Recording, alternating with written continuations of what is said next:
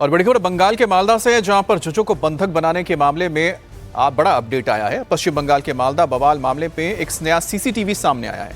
जजों के काफिले का पीछा करते दिखे हैं करीब 20 से ज्यादा बाइक सवार।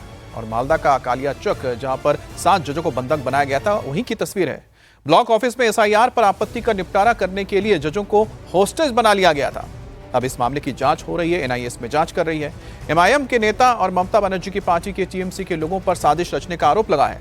फिलहाल ये नया सीसीटीवी सामने आया है। फुटेज बताया जा रहा है कि जज जब जान बचाकर वहां से निकल रहे थे, तब उनकी गाड़ियों के पीछे 20 से ज्यादा बाइकें चल रही थी उनका पीछा करने के लिए। ये वो तस्वीरें हैं, किस तरह से इन गाड़ियों के पीछे आप देखिए, 1 2 3 ये गाड़ियां गई। ठीक इसके पीछे आप देखिए 4 गाड़ियां, और पुलिस भी साथ में मौजूद है, जो सिक्योरिटी फोर्सेज है इनके साथ।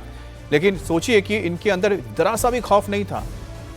20 से ज्यादा बाइकें एक के बाद एक इस काफिले के पीछे लगातार इनका पीछा करते हुए आगे जा रही हैं। और यही वजह है कि सुप्रीम कोर्ट में जब यह मामला गया तो इस पर गहरी चिंता व्यक्त की गई है।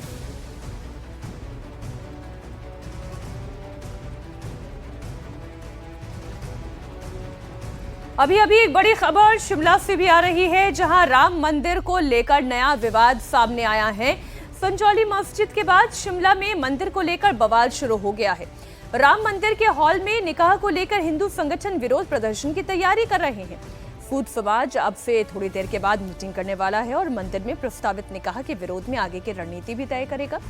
11 अप्रैल को मंदिर का हॉल बुक किया गया है, जहां एक मुस्लिम युवती का निकाह होना है। आपको बताते हैं पूरा मामला आखिर है क्या। दरअसल राम मंदिर के हॉल में निकाह की तैयारी चल रही है, इसे लेकर विवाद खड़ा हो गया। 11 अप्रैल को शिमला के ही नासिर की बेटी का निकाह राम मंदिर के हॉल में होना है। मुस्लिम परिवार ने राम मंदिर का हॉल निकाह के लिए बुक करवा लिया। इसके खिलाफ हिंदू संगठन आंदोलन पर आ गए। मंदिर में निकाह को कैंसिल नहीं किया गया तो फिर आंदोलन की धमकी भी दे दी गई।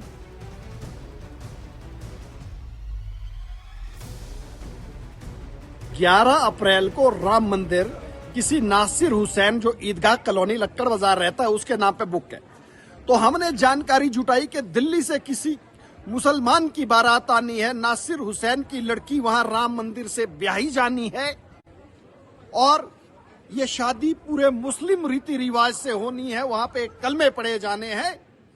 आज सनातन समाज के लिए कितना बड़ा दुर्भाग्य का दिन आ गया कि हमारे मंदिरों के कैंपस के अंदर जो हमारे मंदिरों की प्रॉपर्टी है, उसमें नमाज पढ़ी जाएगी, कलमा पढ़ा जाएगा और मुसलमानों की शादियां होगी। इससे बड़ी शर्म की बात हमारे लिए कुछ हो नहीं सकती है।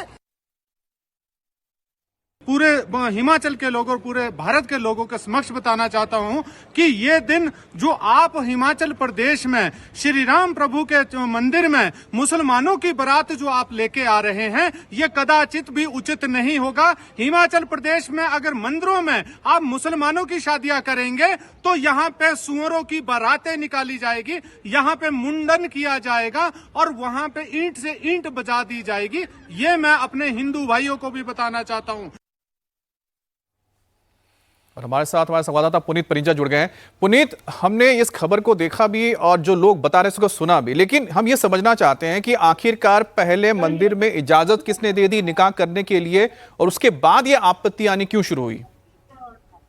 देखिए, इस मंदिर की अगर बात करें तो शिमला में ये मंदिर है, सूद भवन, इसका पूरा जो सूद समाज है वो इसका पूरा रख रखाव करता है, और वहीं से विवाद शुरू हुआ है। दरअसल इस पूरे मामले को लेकर विवाद तब शुरू हुआ जब जो हिंदू संगठन के लोग थे उनको पता लगा कि 11 अप्रैल को मुस्लिम समुदाय के कुछ लोग यहाँ पे निकाह करने वाले हैं। उनका वहां पर जो है मुस्लिम रीति रिवाज से निकाह होगा। उसके बाद जो तमाम हिंदू संगठन थे वो सड़कों पर उतर आए और उनका ये कहना है कि अगर ये विवाह होगा तो ये उसके विरोध करेंगे, और बाकायदा न सिर्फ विरोध करेंगे बल्कि भारी संख्या में इसका विरोध किया जाएगा। और इसको लेकर जो मंदिर का जो प्रशासन है, जो उसको पूरा रख रखाव करते हैं, उनको ज्ञापन भी सौंपा गया है। आज 3 बजे बैठक होगी।